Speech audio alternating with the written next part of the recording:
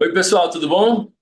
Eric Gibson aqui. Hoje eu trouxe uma convidada muito especial aqui, que é a Georgia. A Georgia ela é consultora de aplicação para LLM e hoje a gente vai ter um papo aqui para tentar desmistificar esse assunto, né, e contar um pouquinho para vocês sobre como aplicar. Georgia, seja muito bem-vinda. Tudo bem com você? Oi, Gibson, tudo bem? Muito obrigada aí por me receber hoje. Muito bem. Georgia que estava em Portugal, É um agora prazer em sempre estar aqui Panamá. conversando com você, seja sobre TOEFL, sobre LLM, sobre aplicações.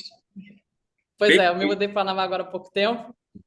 Pois é, foi uma mudança, né, há pouco tempo, mas assim, desde 2015, né, eu tô nessa de morar fora do Brasil, né, já passei, né, uns 3 anos nos Estados Unidos, onde eu fiz meu mestrado, meu LLM lá, né, depois mudei, fiquei 5 anos na Holanda, né, 2 anos em Portugal, e agora me mudei para o Panamá, né, no final do ano passado, né, então uma vida um pouquinho cigana, né, Uma mas vida de nômade internacional. é Muito isso aí. bem, excelente. Bom, então o nosso assunto de hoje é justamente para entender quem é advogado, que tem tem uma carreira parecida com a sua, ou pelo menos tem uma carreira internacional, né? Como que ela Aham. pode chegar lá? E alguns alunos do direito, elas não têm noção de que, além de mestrado e doutorado acadêmico, elas podem fazer o LLM, né? Então, você podia explicar para a gente o que seria esse LLM, para que ele serve, para a gente desmistificar esse assunto? Claro, claro, com certeza. Então, o LLM, ele nada mais é do que um mestrado em direito no exterior, né? É o Master of Laws, né? E para que serve o LLM? Geralmente, né, quando a pessoa está no nível de carreira, né, em que ela quer se especializar em uma área do direito, né, ou sente necessidade de internacionalizar a sua carreira, ou fazer uma transição de carreira, né, ou qualquer que seja o objetivo profissional dessa pessoa, o LLM ele pode ajudar a pessoa a atingir esse objetivo. E como que você, né, enfim, aplica para o LLM, quais são, né, os requisitos necessários. Eu vou falar um pouquinho para vocês terem uma ideia, né? O LLM geralmente abrem as aplicações, geralmente são agosto e setembro, tá? De um ano, né? Por exemplo, quem quer começar em 2026, né? As inscrições vão abrir agora em 2025, né? Em agosto, setembro desse ano e finaliza mais ou menos final do ano, início do ano que vem, tá? Para começar em agosto, setembro de 2026. Então, como a gente pode perceber, é um processo longo de aplicação e que a gente tem que ter uma certa antecedência, tá? Então, é sempre importante a pessoa ter um planejamento, né? Não só um planejamento financeiro, mas um planejamento também em termos até temporais, né? Da pessoa conseguir, dentro de um limitado tempo que ela vai ter, de conseguir reunir toda a documentação necessária, né? Realizar a prova de proficiência em inglês, no caso pode ser o TOEFL ou o IELTS, né? Qualquer uma dessas duas são aceitas. E, além disso, a documentação da universidade no Brasil, que você vai precisar também solicitar, né? O candidato vai precisar dessa documentação, traduções juramentadas, vai precisar também de personal statement, caso de recomendações e também de resumê. Obviamente que os requisitos vão variar de universidade para universidade, né? Existem universidades que vão pedir, às vezes, uma entrevista, outras vão pedir, né, alguma redação adicional e tal, mas geralmente os requisitos são bem parecidos, tá? E assim, o LLM tem tanto, né, nos Estados Unidos, quanto em vários países da Europa, tem no Canadá também. Enfim, hoje em dia é um curso que é muito bem visto, internacionalmente falando, e nacionalmente falando também. Porque muitos escritórios de advocacia no Brasil, empresas, né, multinacionais no Brasil, tem valorizado cada vez mais, né, o advogado, né, o profissional que tem essa vivência, né, internacional, né, e não só o curso, mas também a experiência em si, né, porque a gente sabe que existem modalidades online, né, de LLM hoje, tanto de universidades estrangeiras como até nacionais, né, e qual é o grande diferencial do LLM? É exatamente você ter a experiência, né, de fazer o LLM, né, o mestrado, fora do Brasil. E quais seriam as vantagens de você fazer esse mestrado fora do Brasil? Primeiro ponto, network internacional, né? Você conhece pessoas do mundo inteiro, né? Consequentemente, você conhecendo pessoas, você lá na frente você tem maiores probabilidades, né, de conseguir um trabalho fora, né, de obter clientes, talvez para o seu escritório, né, para o seu trabalho.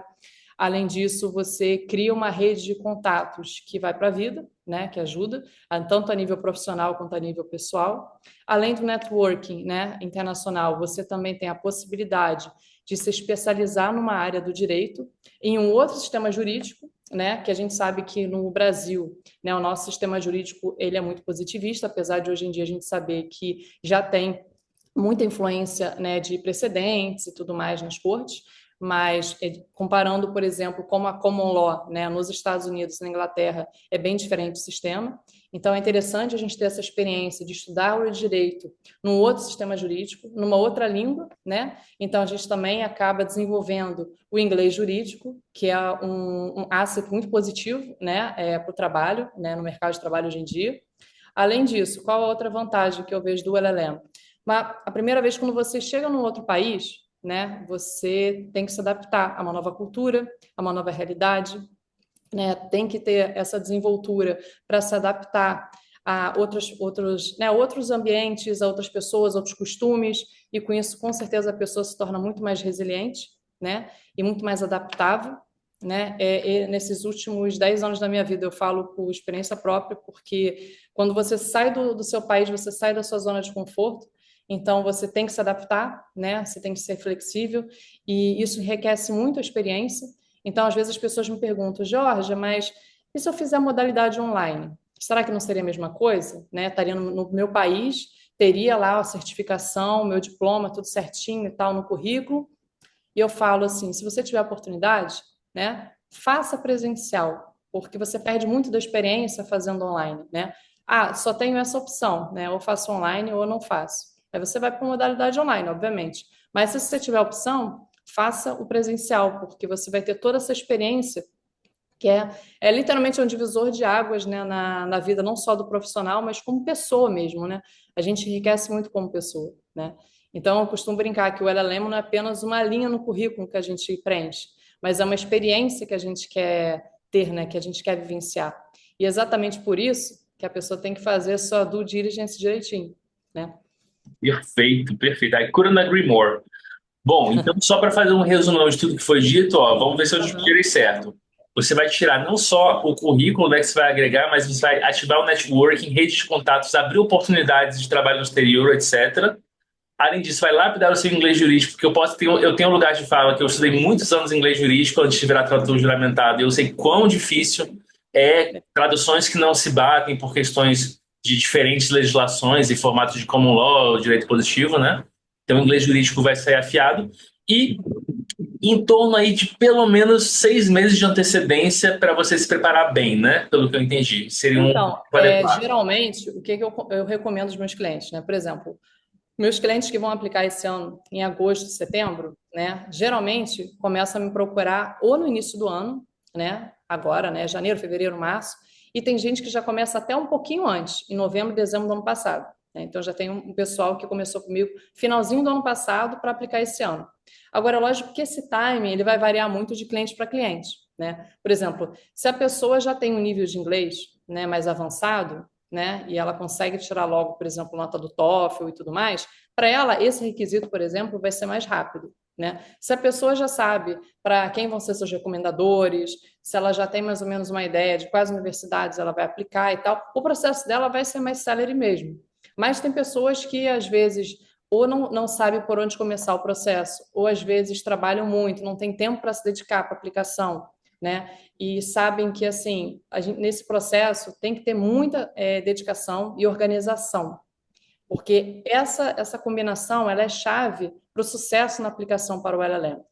Então, se a pessoa ela deixa para a última hora, por exemplo, né, para aplicar para o LLM, o que vai acontecer? Provavelmente o material de aplicação dela vai ficar muito pobre, né, e não vai ser competitivo o suficiente para ela aplicar para as grandes universidades, principalmente para as universidades que são consideradas top 5, tá? Uhum. Então, assim, o que eu sempre aconselho às pessoas que estão aplicando é aplicar cedo, aplicar com estratégia e assim, e fazer as coisas com calma. Porque quando você faz com calma, você tem maiores chances de fazer um bom trabalho e aplicando cedo, você tem as maiores chances de ser aprovado e, consequentemente, de obter bolsas de estudo. Então, é o que eu sempre Perfeito, aconselho o perfeito. pessoal, tá? Muito bem. Então, sabendo de todo esse preparo, nessa antecedência, fica aí a pergunta que não quer calar. Existe algum tipo de desafio que é um pouco maior, talvez uma dificuldade recorrente que as pessoas têm na hora da aplicação, que é o calcanhar de Aquiles do pessoal, ou nem tanto? O que que você acha? Eu acho que tem, sim. Eu acho que, assim, toda pessoa depende muito da pessoa, né? cada pessoa traz, né, a sua individualidade até em termos de desafios, né? Então, por isso que eu sempre gosto de trabalhar caso a caso, né, com cada cliente para entender as dificuldades, as necessidades de cada um deles, né? Por isso que meu trabalho ele é muito tailor-made, né? Porque não adianta eu, né, por exemplo, né, uma pessoa vai ter uma dificuldade mais no inglês, por exemplo, né, de obter a nota mínima, no caso, né, para o LLM geralmente varia em torno ali de 100, 105, né, no range ali de 0 a 120, né? E às vezes tem pessoas, por exemplo, que a maior dificuldade é contar sobre a sua própria história, e aí que eu entro com exercícios que eu chamo de personal insights, né, e de avaliação de perfil, porque para mim é muito importante conhecer o background do meu cliente e entender quais são seus pontos fortes, né, o que o diferencia dos demais candidatos. E a partir dessa avaliação da sua trajetória, a gente consegue mapear uma estratégia de aplicação.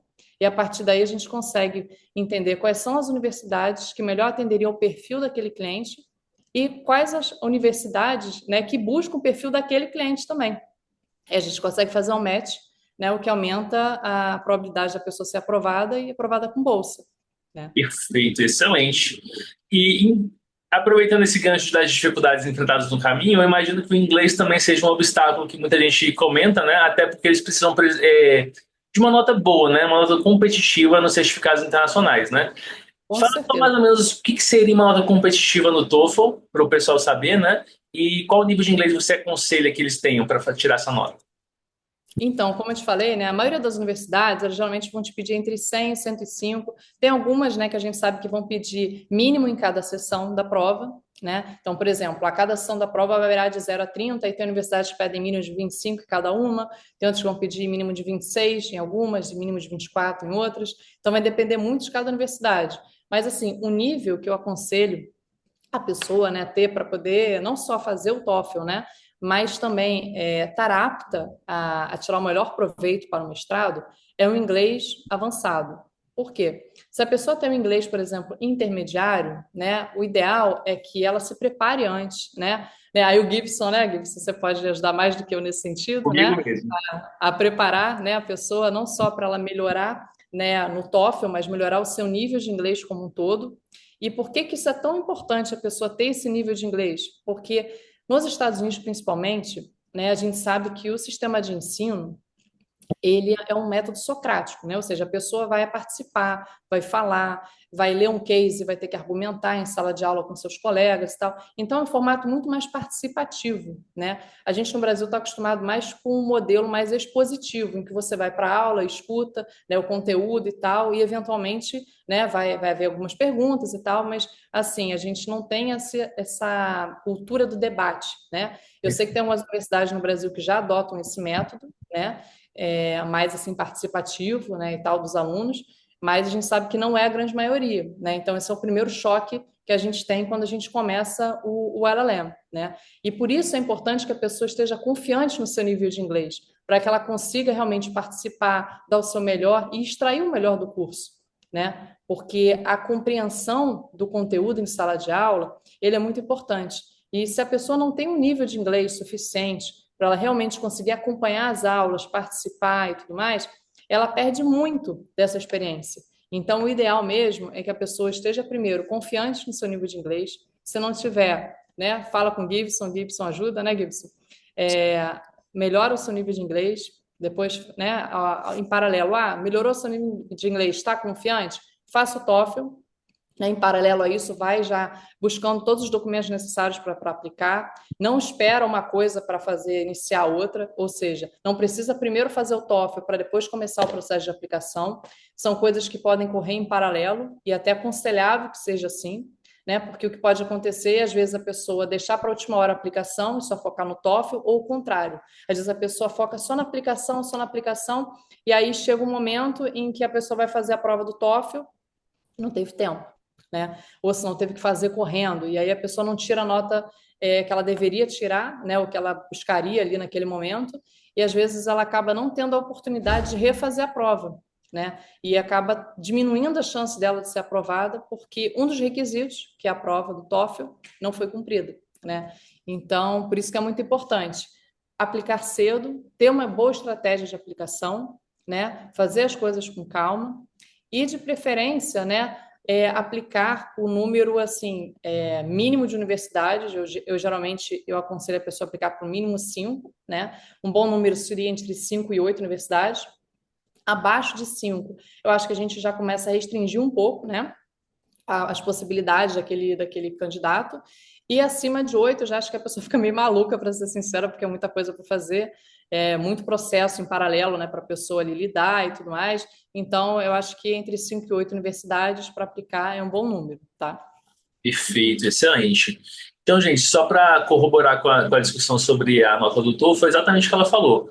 A gente tem que ter, para uma nota competitiva, tem que ser mais de 90 e para as melhores universidades tem que ser mais de 100, né? Não tem para onde correr em relação a isso. E para tirar essa nota, o mínimo que você consegue é um B2 consolidado, mas o ideal seria um C1, que é o nível avançado do inglês, né? Então, para quem está com esse perfil, é importante também ter um curso preparatório, que a prova não é fácil em relação ao formato, né? A prova exige questões para além do inglês, que é conhecimento de prova, estratégia, etc., gerenciamento de tempo. Então, se prepara com antecedência. Se você não está com inglês bom, melhore inglês com gramática e conversação para ganhar vocabulário, melhorar a estrutura. Se você já está com inglês bom, foca em estratégia para você conseguir atingir o seu potencial máximo, né? E sabendo disso e sabendo desses detalhes que ela mencionou, fica a grande pergunta para fechar com chave de ouro, né? Como que uma consultoria de LLM, né, que é o que você faz, pode auxiliar um candidato no momento da aplicação de forma que ele consegue otimizar a aplicação, né, conseguir mais frutos? Então, eu acredito, né, até foi um dos motivos que eu criei a LLM Coach, né, que foi exatamente pensando, né, em atender as pessoas para ajudar as pessoas a enfrentarem esses desafios da aplicação, que a gente sabe que são inúmeros, né, desafios que aparecem no caminho, e também pensando na forma estratégica, né, de como a pessoa pode ter as melhores possibilidades, alcançar essas melhores possibilidades, né? Então, como é que funciona o meu trabalho? Geralmente eu começo, né, com a avaliação de perfil do candidato, aí a partir daí eu realizo exercícios que eu chamo de personal insights, porque essa fase é muito importante, porque essa que eu chamo que é a fase estratégica da aplicação, em que eu vou conseguir conhecer melhor o perfil do meu cliente, né? E não só com isso eu vou conseguir mapear os seus pontos fortes, que a gente vai poder utilizar depois com personal statement, para eventuais cartas de recomendação, mas também para o cliente é muito importante, porque é uma oportunidade que se dá ao cliente dele olhar para a sua trajetória, né, e valorizar tudo aquilo que ele passou, né, a nível profissional, pessoal, e entender o valor, né, do seu perfil. E a partir daí, pensar assim, tá, o que eu posso falar sobre mim, né, que me tornaria um candidato único. O que seria outstanding, né, para o pessoal da Admissions, né? Então, essa é a primeira fase, que é a fase inicial de avaliação de perfil. Aí, eu conhecendo melhor o perfil do meu cliente, entendendo os objetivos dele com o LLM, pós-LLM, né, objetivos de carreira e tudo mais, a gente consegue elencar quais universidades vão atender, né, aos anseios daquela pessoa. E aí a gente faz um rol, que eu costumo brincar que não é rol taxativo, né? A gente faz como um acordo, mas é uma indicação. E a partir daí a gente começa a entrar nos requisitos de cada uma delas. A partir daí, que são meio parecidos, né? Como eu falei anteriormente, né? Mas dependendo da universidade tem algumas nuances diferentes, então é importante a gente observar. E também os prazos de aplicação também às vezes diferem, então é importante a gente também estar atento aos prazos, né, de cada uma delas. E também, né, no caso dos Estados Unidos, a gente também tem toda a mentoria no caso da plataforma em que se aplica, né, para o LLM, e também o suporte na mentoria, na elaboração de personal statement, resumê, carta de recomendação, qualquer redação adicional, realização de mock interview, né, e suporte pós-aplicação, tá? Além disso, né, a gente, qualquer dúvida que a pessoa tiver, eu sempre estou em contato, né, via WhatsApp com os meus clientes, eu faço calls periódicos, né, de acompanhamento, até para a gente conseguir fazer um passo a passo, né, um processo de coach mesmo, né, em que a gente vai analisando, né, cada etapa do processo e vai criando, né, metas e deadlines para a gente cumprir com o nosso objetivo. Então, acredito que a consultoria pode trazer, né, esse método, né, para a pessoa que está aplicando, trazer também essa colaboração em termos de mentoria, né, de capacitação da pessoa para ela realizar né, a elaboração do material, né, necessário para aplicar. Também auxilia, né, na reunião dessa documentação. Ah, Jorge, quais documentos eu preciso reunir do Brasil, né, para enviar para a minha universidade no exterior? Né? Às vezes a pessoa não tem esse conhecimento e a consultoria pode ajudar nesse conhecimento também. Como é que é a forma de envio, né? Quais taxas eu preciso pagar? Todas essas dúvidas, né, que às vezes parecem dúvidas pequenas no primeiro momento, elas se tornam monstros quando a gente está ali sob pressão e tentando fazer algo que a gente não conhece pela primeira vez, né? E contar com a experiência de quem passou por esse processo, que fez LLM fora, né? E que sabe quais são os desafios, né? Porque eu mesma enfrentei vários desafios quando eu apliquei também. Eu acho que né? Eu acho que é valioso contar com esse suporte, né? Durante a sua aplicação para o LLM. Não, com certeza. E esses pequenos obstáculos que você foi citando são realmente são pequenos, só que eles são vários. Aí você vai tirando Exatamente. cada pequeno obstáculo e gera uma canseira, uma desmotivação, né? Que às vezes você desiste de um processo que pode mudar a sua vida, que pode alavancar a sua carreira, né? Por besteiras, por burocracia, porque você não tem alguém para te orientar. Então, assim, eu já fiz intercâmbio, já morei fora, eu sei todas as micro vitórias que a gente tem que ter até chegar lá, né? Aí realmente faz toda a diferença ter alguém para te orientar, né? E além disso também, o último ponto aqui que eu esqueci de falar, desculpa interromper, é que quando você tem alguém que consegue enxergar o seu potencial e você consegue ter um material muito mais competitivo, né, para o admissions, né, que vai chamar a atenção no admission das universidades, a probabilidade de você ser aprovado com bolsa aumenta substancialmente. Então, por exemplo, a gente tem clientes que conseguiram 40 mil, 35 mil, 45 mil de bolsa, né, de estudos, né, para o LLM, né, de universidades top 10, top 15, né, exatamente porque a gente teve essa due diligence, né, de fazer a aplicação com estratégia, com resultado, com tranquilidade, e isso que faz toda a diferença depois no resultado do processo de aplicação.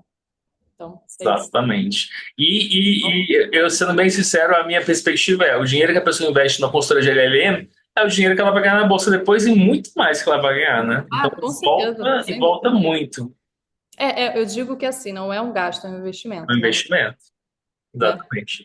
Bom, Tá ótimo. então nós tivemos mais ou menos esse papo aqui rápido com a Georgia. Se vocês gostaram, manda mensagem para mim, comenta no vídeo do YouTube que parece que tem promessas de que vai ter mais vídeos por aí, né? No futuro vão ter mais vídeos. E a gente vai ir fazendo sob demanda, né? O que vocês falaram assim, temos dúvidas em relação a isso, aquilo, outro, a gente vai gravar, né, algumas coisas para falar essa junção do mundo do direito com junção dos certificados internacionais de tradução juramentada, né? Para ajudar vocês nesse processo de uma experiência nacional, de transição de carreira, tudo isso que a gente faz e que são áreas muito sensíveis em momentos decisivos na nossa vida, né?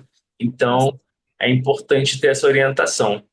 Sem Jorge, dúvida. muito obrigado. Você quer fazer alguma consideração final? Eu que agradeço você demais pela oportunidade. Espero que a gente repita a dose em breve. Combinado, eu também Tá espero. bom? Então, gente, eu vou ficar por aqui. Na descrição do vídeo vai ter contato da Geórgia do Instagram, o meu contato do Instagram e algumas descrições falando um pouquinho sobre o trabalho de cada um, mas fica o convite para vocês entrarem em contato e tirarem dúvidas que vocês tiverem, tá certo? Tá ótimo. Gibson, foi um prazer mais uma vez. Muito obrigada pela oportunidade, viu? Imagina, E vocês que tiverem qualquer dúvida, pode entrar em contato comigo também nas redes sociais da LLM Coaching. E vai ser um prazer conversar com vocês por lá também. Tá bom? combinado. Então, gente, vamos ficar por aqui e aguardamos o contato de vocês. Tchau, Tá ótimo. Tchau, tchau.